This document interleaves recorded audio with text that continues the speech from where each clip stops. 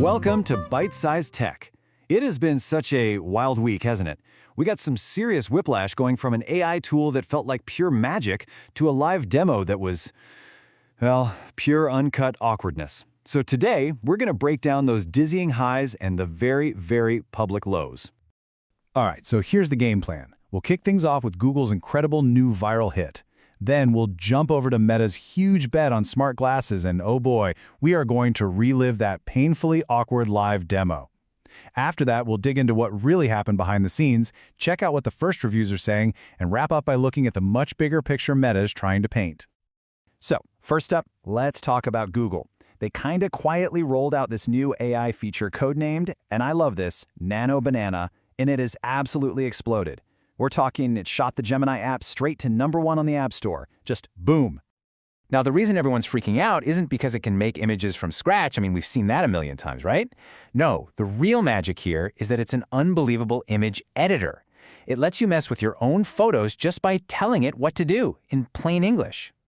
And using it is it's dead simple. You can literally upload 2 different photos and just type, hey, merge these together. Or you can take a selfie and say, make this look like a professional headshot. It's that level of intuitive, easy power that has everybody hooked. Okay, so let's switch gears over to Meta. Because while Google is perfecting AI on the screen in your hand, Meta is making a huge bet that the next frontier for AI isn't on a screen at all. It's on your face. At their annual Connect conference, Meta didn't just show off one pair of glasses, they rolled out a whole strategy. You've got the updated Ray-Bans for your everyday person, a sporty Oakley model designed for athletes, and then the main event, the display version. This one has a screen built right in and a wild, futuristic controller. They are really trying to have something for everyone. So you've got this amazing next-gen technology. The big, on-stage live demos must have been absolutely mind-blowing, right? A totally flawless look into our new future. Right? Yeah, not exactly.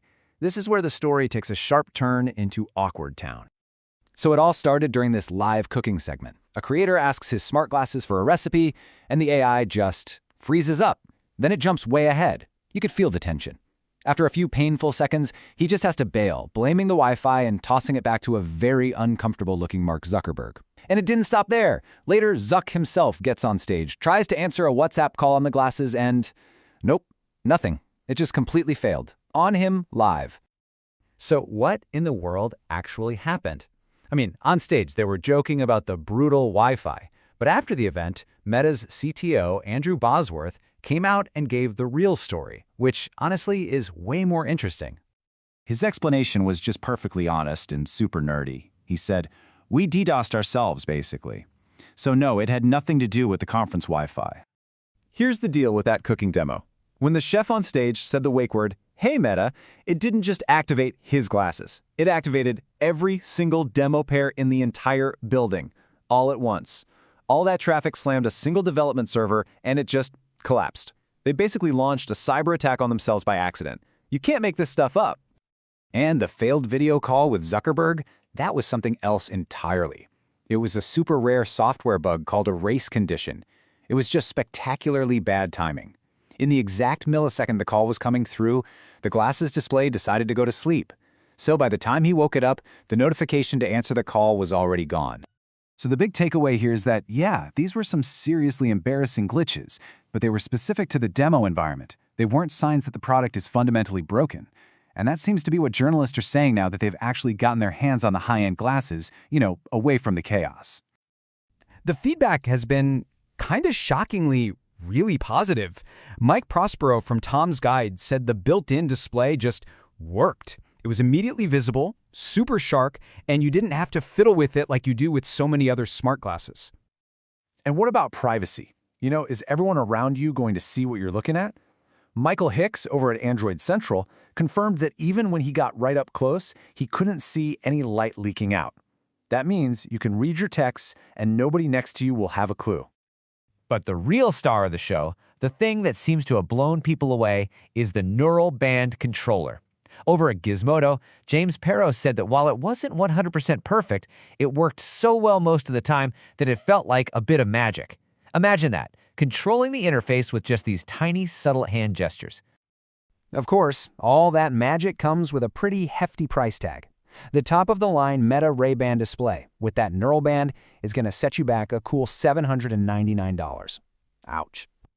But you've got to understand, Meta's goal here isn't just to sell you one expensive gadget. This is all about laying the foundation for an entire ecosystem. They're building a whole platform, they're giving developers kits so they can make apps for the glasses. Companies like Twitch and Disney are already playing with it. They're making their Quest VR headsets better for just kicking back and watching movies. They're even releasing tools so creators can build whole virtual worlds. The goal is pretty clear: connect all of it and keep you inside Meta's universe. So, where does all this leave us? On the one hand, we've got this incredible AI from Google that works right now, today. On the other, we have Meta's ambitious and sometimes messy vision for wearing AI on our faces. The technology is getting so close to feeling like actual magic, which means the real question is no longer if the tech will be ready for us, but are we going to be ready for it? If you enjoyed this episode, please like, comment, share, and subscribe.